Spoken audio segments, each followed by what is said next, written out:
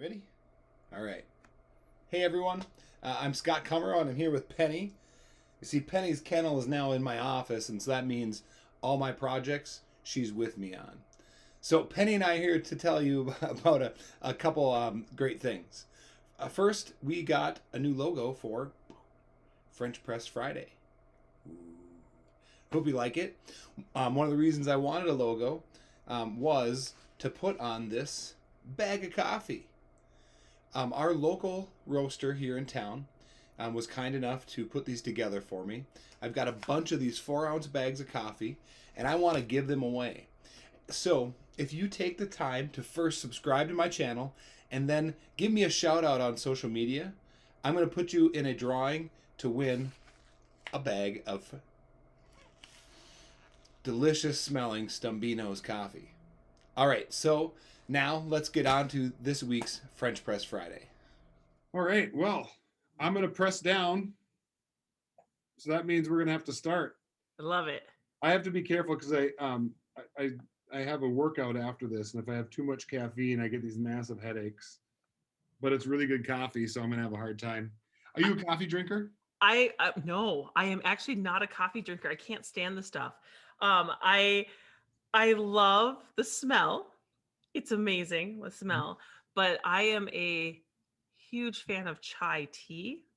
Oh, So I love tea. And I do like other teas. Like today, my tea was an apple cinnamon kind of tea. But I mean, chai tea has a little bit of caffeine in it, but overall, I don't actually drink any caffeine. I don't have pop. I don't know.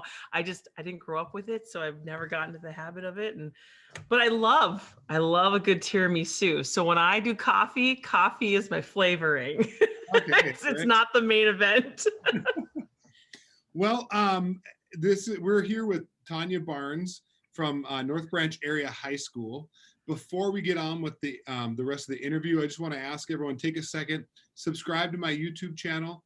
I try to do a lot of posts on Facebook. I'm getting more and more into just things that are happening in my classroom. And so please, follow One Man Band there on Facebook, Twitter, Instagram. I do it all, but I'm too old to understand how Instagram works, really. I'm told that I have to do it, so I do it. But Tonya, thank you so much for being with us today. Absolutely. This is a pleasure. Thank you for having me. Yeah, and Tonya, I said kind of in the pre-interview, Tonya is my first choir director. We're going to talk about a few things. We're going to talk about teaching, but also spend a little bit of time talking about MMEA Mid-Winter Conference that's coming up. Before we get to that, let's talk about North Branch and what's your teaching model right now? Oh, COVID has done a number on us. My teaching model, so there's a lot happening actually at our school. We're in a district that's fortunate enough to work really hard at trying to have those kids in school all the time, 5 days a week, whatever. We haven't quite reached that, but we're inching that way. But the model that we ultimately came in was with a hybrid model where the kids only see their core teachers and all of their electives, business, CTE, music, everything. Those are all offered online. So I'm actually teaching virtually and doing choir completely virtually. So it's not the greatest situation, but it's something. And I do get the opportunity to sing with students in the morning. At this point, I can have like my Harmonaires group. It's my pop a cappella group. They get to meet in the mornings. They're small enough, and we can space them out and wear masks and sing. But those are really the only kids singing together. Everybody else is online. And I've done the class that I have is called Virtual Choir, and we are putting together virtual choir clips, I guess. And so we'll get a song and then the kids record it and we'll put it together. But I don't do the video part of it because that's a lot of work. I'm just trying to focus on the audio. Yep. So I'm curious then, what does maybe a typical online choir lesson, the class, look like? So in the spring when we had transition, every school went to a virtual model of sorts. After that was over, I surveyed my kids and I said, what did you really like most about the choir class that was online? I know it wasn't perfect, but tell me something that was good. And every kid said consistency. So what I did, and while it's not perfect, I built a schedule where the kids do the same thing on Mondays, they do the same thing on Tuesdays, same thing on Wednesdays, or they at least know what to expect. It's not the same, but for instance, we on Mondays I send out a rehearsal log. Every kid's expected to rehearse 20 minutes. There's a lot of trust that I have to build in with my kids that yep, they actually opened the music and sang it, for that amount of time. Um, on Tuesdays, I send out um, a sight reading factory assignment for them, and they utilize sight reading factory. And then on Mondays and Tuesdays, I do get to teach a little synchronously. So I have one group this day, and then I have a different group on the opposite day. And so there's some teaching. And like right now, I'm really trying to work on the idea of meter. And like we were discussing the difference between 6/8 and 3/4. And really, I'm trying to teach those kind of nuts and bolts to the kids where when we're normally performing, I might not actually focus on that quite as much. I will tell them about it, but right now there's a lot of focus to that. So I do that on Mondays and Tuesdays. Wednesday, they'll get like a listening piece that they have to kind of listen to, compare and contrast like two choirs singing the same song, or even if it's just a really cool piece that I know that they wouldn't necessarily search out, I have them listen to it and react to it. And I use a program called Edpuzzle, which is fabulous if you have never heard of it. Um, awesome because it tells you if the kids have watched the video, and it tells you for how long, and then you can embed the questions right into the video and you grade it there. It syncs to Google Classroom, which syncs to Synergy. It's awesome. So I love Edpuzzle. And then Thursdays, I'll usually find, from what I taught on Mondays and Tuesdays, I'll find a complimentary video on YouTube that kind of goes through the same thing but explains it differently than how I would, and then have that in Edpuzzle as well. So the kids have to watch that. And then Fridays is just a check-in day where I kind of run around the school and I check in with my students who are there on Fridays and be like, okay, so I noticed that you have this, or in your sight reading, I heard this. Can we talk about that? And so that way, hopefully the next week they're doing much better with it. So that's kind of what I do. And again, it's a consistency. The kids have said they like that the most because they know what to expect when they open up the choir page. Yeah, I want you as my choir teacher. It just, That's too nice. It's so organized and it like diverse in your offerings. And I, just for the record, I don't say that against my choir director because my counterpart. Do you know Janelle Trosvig by any chance? Yeah, I know of, actually. I don't know personally, but I know of, throughout the choral world. Yeah, fantastic person. And but I just mean that, like, it just seems like you've just put so much effort into like that structure and consistency for the kids. Well, I even do something on Wednesday mornings, and this is just my own. I just decided, whatever, I can do this, take it on my prep. Because the thing about this online stuff, there's so much grading. So I'm just constantly sitting there and grading and grading and grading and listening to the sight readings. But then like this last week, I did change it up just a little bit. And I said, kids, instead of giving me a practice log, you're going to record yourself and send it to me. And then what I did is I hooked up, so through Loom, I utilized Loom so the kids could watch me while I listened to their recording. They could hear the recording and I would pause it and say, okay, now right here, this is what I need you to do. I need you to bring your sound forward, or you're singing this pitch out of tune. And so I actually did a video of me listening to their recording, and then they got to watch that. Okay. What is Loom? I guess I'm not sure about that one. Loom it's exactly kind of like Screencastify. Or a Screencast-O-Matic. It's one of those exact same sort of things, but it embeds right into your Google email. And I just click on right in my Google email, there's a little icon, you click it and up comes the option to actually send a video. So like, even to my colleagues, this is kind of lazy of me. Sometimes I don't want to write an email. So I just record a Loom video to them of me explaining what I wanted and just send the video instead. That's great. For the record, I'm going to have any links to things we talk about, whether it's Loom, Edpuzzle. You mentioned Sight Reading Factory. I'll have the links Yep. in the description below for people. Oh, that's awesome. I love that. Yeah. So you feel free to fire off any things that's working, any apps and stuff. And that's kind of my next thing is like, what are some things that have been really effective for you this year in your model? I was just going to say a little bit ago, something I decided to do on my own is I do a Wednesday morning tea time with Barnes. And I have my students who come in there. I think for me, what's been working is I've been trying to really keep the relationship with students more than anything else. I mean, yes, I want them to sing. I want them to make music.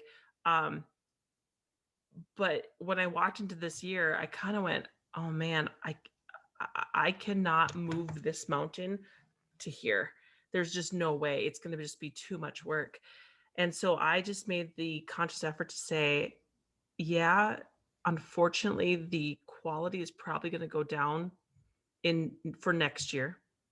But I want to give my seniors a good experience and give them some memories.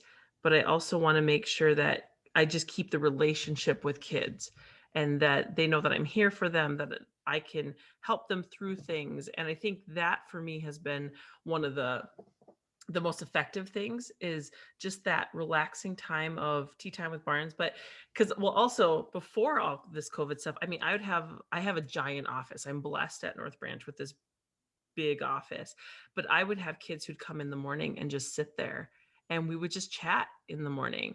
And again, it goes to that relationship building and being someone they can trust. And I think that's been oddly effective, because then when I do go up to a student, I say, hey dude, why are we 3 weeks behind on this assignment? And they're like, oh, I am so sorry. And like, don't make eye contact, right? They they feel guilty a little bit, and then they go, and all of a sudden you have some more assignments, and I don't know, it's holding them accountable, or I don't know. Yeah. Well, and I think that it's important too, because I mean, I would say one, that I think we have an ability to connect with students because of what we teach. Yeah. And we can teach them how to use our thing to get through this time, so there's a little bit of that. So like that's what I've tried to focus on too, is like, we maybe don't hit the technical stuff as much as we normally would, but hey, play some songs together, let's play some music together. Yeah.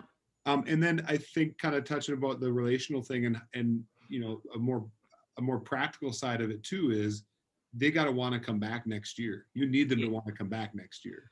Yeah. Yeah. And so that's really important, so that next year's group can be good. Yeah. Yeah. Sadly, when I look at things, I know we're going to take a step back, and I'm just going to have to look at this with a different lens next year than I probably would if it would have been continuous. I've only been at North Branch this would be my 7th year, and they've come a long way in the 7 years. But I have to be real and go, okay, this is going to be like going back to probably year 3 is maybe what this is going to be like. Yeah. And even because right now, even I wasn't able to make connections with the current 9th graders when we left in, March. I wasn't able to build that. And then now the few 9th graders that I have taking my class, it's going to be a small 9th grade class, then to 10th grade next year, 11th, so it's just going to take time. And I think patience and time, and just, eventually, just when we do get to come back, it's all about the music making and the joy of community. Yeah. I just wrote down that word community just right now. And I think that I tend to be too optimistic maybe with some of this stuff, but I think that I agree with you that we're going to be taking some steps back, all of us. But then I see the potential, like, so now I can weed out some things in the program that I didn't like how it was working. I can use this now, and you can use this time as forgiveness too with your families, because they're hopefully are going to understand that things are not the same. And so you get a little bit more leverage maybe with families too. So again, I tend to be, eternally optimistic. Yeah, no, I agree. I think there can be some good that comes out of this, or at least learning experience of how do we change things and make things even better. Yeah. All right. So I love asking people about the music they're doing right now, or a particular composer you're maybe enjoying right now. So is there anything on your? Well, okay. So I have to say the music that I'm doing right now is not phenomenal music because of the COVID part, but I do have to say in the last couple years, I have run into Darius Lim, who's a Singapore composer that I am slightly obsessed with. And a lot, I have never in the state of Minnesota, I haven't had anybody else that I know of like program his music. But I did a piece when we did MMEA. I did a piece called The Fire Dance of Luna, and amazing. And he also has a piece that we were doing last year called Puppet's Dream. And it's it's just a phenomenal piece where it's an SSAA piece where they actually the students like mimic puppet movements, and they like hang like puppets, like they're being moved and everything while singing. It's just a phenomenal piece. So right now I'm slightly obsessed with his music, and as soon as I can get back into that level of music, and there are some things that he has that is that are fairly accessible, but definitely an upper level choir sort of composer. But Right. just such a cool composer. All right. I will look them up, and I'll include some links in the description as well. I'm just going to throw this out there because my favorite choral piece that I know about for the last few years is Susan LeBar's Grace Before Sleep. Do you know that one? Oh yeah, yeah. I can't get It's enough of that beautiful. piece. Yeah, it's beautiful. Yeah, I do love, I mean, like deep down, one of my favorite pieces and so simple is to Kelly's Earth Song. That is one that I have always I've been drawn to it. I think I love it because it's actually not that difficult. I mean, there's some difficult moments to it, but it's accessible for, I think, a medium level choir. Not your ninth graders. That might be a little far, too difficult. But there's just one. The text is just beautiful, and the way to Kelly writes, I don't know. It speaks to me.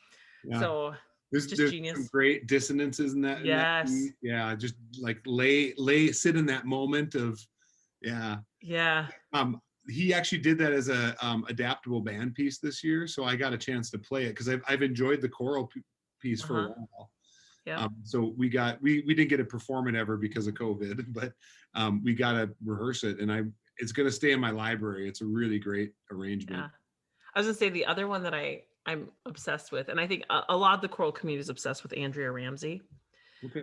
She has written some amazing things, especially for like TTBB choir, Tell My Father.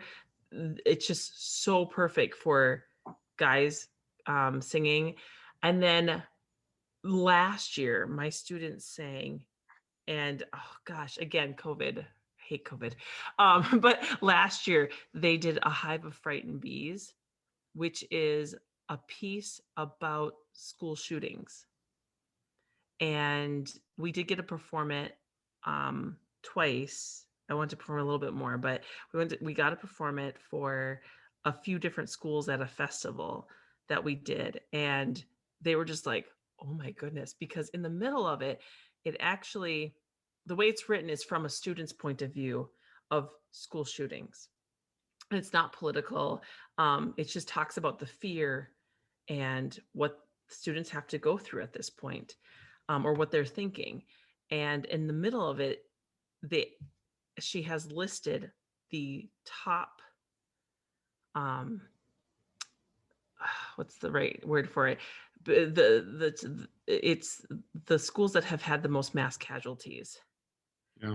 And so like my students were amazed by even Red Wing, Minnesota is part of that, Yeah. having some of the most mass school casualties. They didn't know that, but we did a lot of history and looking into school shootings and really having this come about because of Columbine. And of course those students at that time were just like Columbine had happened just before they were born. And so it was interesting talking to them from, here's my perspective of I was in school when we didn't have to do these drills, to now you've been here the whole time doing, active shooter drills. And so it was such a great piece. I would recommend that for anybody. I know somebody did capture us singing it, and so it's out there in the world that the North Branch kids are singing it somewhere. But that one was really special last year for my students to do. And then just to turn on my optimism again, I think about some of the great art we might be expecting in the next year. Absolutely. I think that composers, and honestly, whether it's like a rock band or a classical, classical composer, there's going to be some profound things that come from this time, I think. So I'm excited for that. So yeah. All right, I want to steer us towards MMEA here for a moment, because when I release this video, we will be a week out from MMEA, and you're serving as VP of choirs right now. No, yeah, elect. I have kind of two roles. Yeah. So March, because we're gonna onboard our new VPs in March, technically. So right now I am, yes, choral VP, but I'm also MMEA president-elect. As the board decided that was my position, and then in March I'll be moving to president. So yeah, well, it's crazy. I want to say, like authentically genuine here, thank you. I know that some things happened this year that kind of threw a wrench in the plans, maybe would be the easiest way to say it. Yeah. And I am so appreciative of people like you, Brad Mariska, Kristen Chase, and I know there's a bunch of people, so I maybe should stop trying to name names that have made sure that our All-Staters get an experience, and that we have a good clinic coming up here. Yeah, I cannot say enough of how proud I am of the amazing educators that are on the board for MMEA. Those voted in and those who are appointed positions, everybody has pretty much banded together, and we decided, nope, we're going to give these things to our membership, because one, the students need it. They need to be making music, and we were really pushing really hard for a hybrid, to do at least one day in person, and it didn't work out with Orchestra Hall and stuff, and it is what it is. So we had to pivot, and thankfully most people were very understanding, and even students have been understanding. But I gotta tell you, it has been the most rewarding thing to be able to pop through these Zooms on the last the rehearsal that they just had, and I went from Zoom to Zoom, and to hear these conductors talk and watch the section leaders lead through the screen was mind-boggling. I'm like, how can I take that home with me? How are they doing that? And kids were playing and the kids were singing, even asking my own All-Staters. They were like, yeah, it was kind of fun, even though I was on my own. So I truly am excited for what's coming for the All-Staters. I know on the choir side, they are going to have a lot of guest composers come in.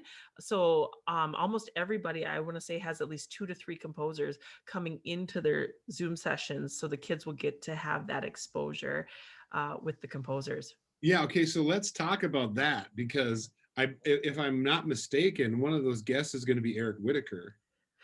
So yes, Eric Whitaker is he's our mystery guest for MMEA and our midwinter clinic on Thursday night. Oh, and so is he going in with the kids though, or is that for the? So I don't know about the kids, okay, but the kids are invited to the Thursday night. Okay. So they're welcome to ask questions. So I get to host that session. So I'm really excited for that. I might be honest, I might be fangirling just a little bit, I was gonna ask, because I know that he's a very handsome man. And then to top it off, he's supremely talented. part of me wants to be like, so you have this great flow. Have you heard about hockey here in Minnesota? And Yeah. can you give some tips to our young gentlemen? I mean, I'm debating if I want to ask him that. I'm like, maybe I shouldn't. I don't know. And then I thought it might be fun if I can invite him to beer choir after, because beer choir is right after if he wants to just connect right on in. I don't know. We'll see what we do with that. So, okay, so the guests that I know about, the mystery guests are Eric Whitaker, Randall Standridge, and there's a third one, I think, that's been, Osmo. oh yeah, Osmo Vonsa, yeah, duh. Yes. Yep.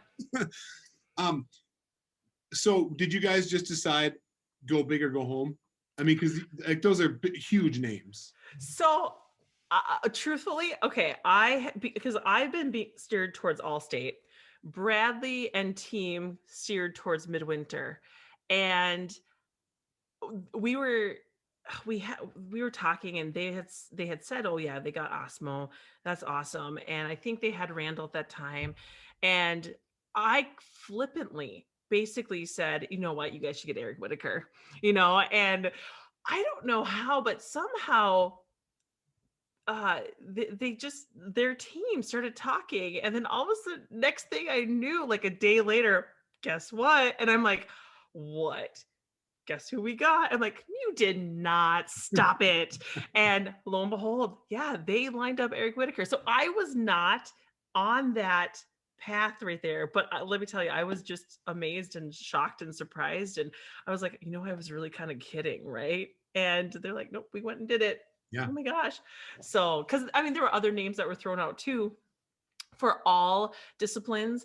But yeah, it was I was pleasantly surprised, we'll put it that way. I mean, it's fantastic. I'm really looking forward to that one. I've admired his music for, I don't know, God knows how long. And then Randall Standridge for me is one that I'm just getting into as a band director. He writes a lot of stuff, and doing a few of his pieces now. And then Osmo Vanska, I mean, Yeah.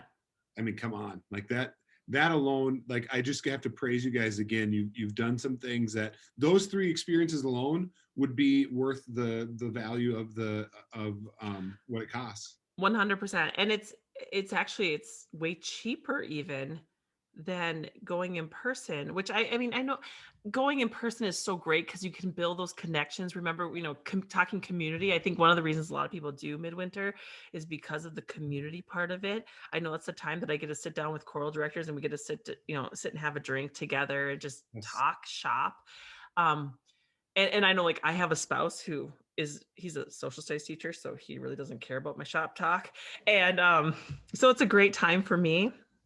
But no, to do this virtually, I think opens the doors for so many people, because time for this is not a component, because they're going to be recorded.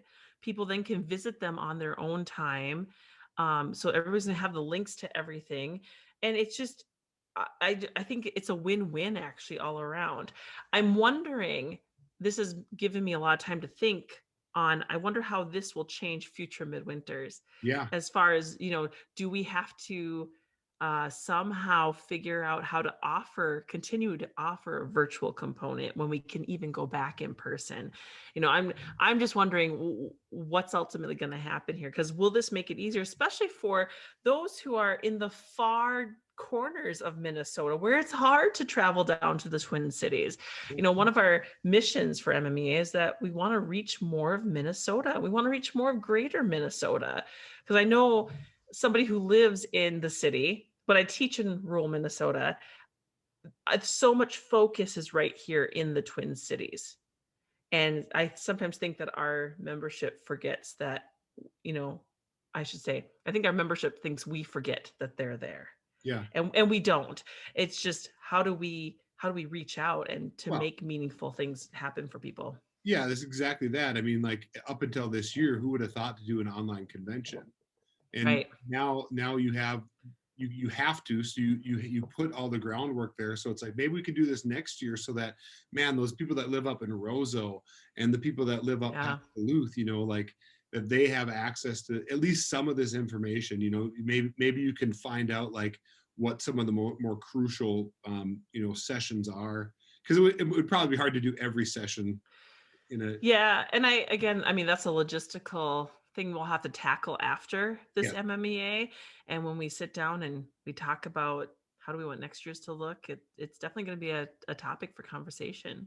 Yeah. So just kind of want to review this. If I'm paid up, I'm going.